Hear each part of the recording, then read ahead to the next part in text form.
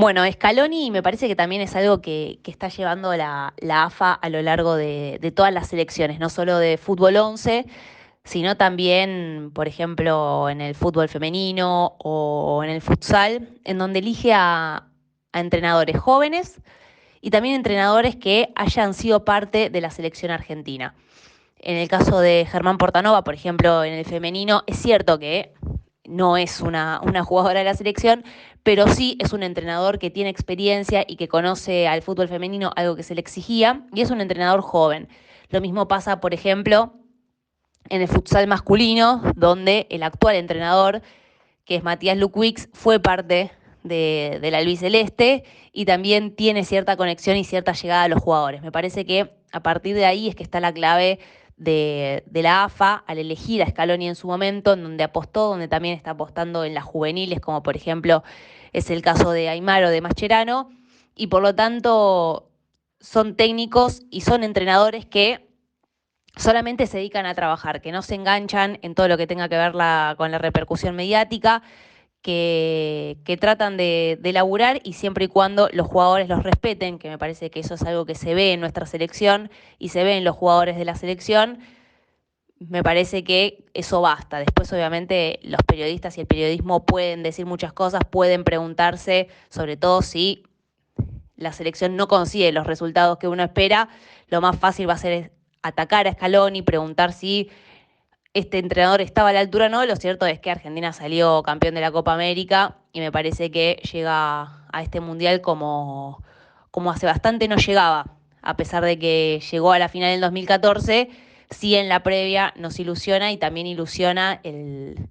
rendimiento que tuvo la selección argentina con Scaloni y repito, cómo lo respetan los jugadores al entrenador. Obviamente que en cuanto al contexto internacional y de selecciones, uno podría decir que sí, que es el final de era de varios jugadores, como son el caso de Modric, como es el caso de Cristiano Ronaldo. Obviamente deseo que no sea el caso de Di María y de Messi. Muchas veces fantaseo con que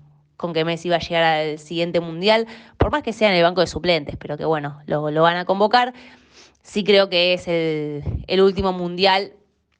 al menos de titular y al menos siendo referentes y figuras de sus respectivas selecciones. Obviamente que ya empiezan a surgir otros nombres de hace algunos años, como es el caso de Mbappé, como es el caso de Haaland,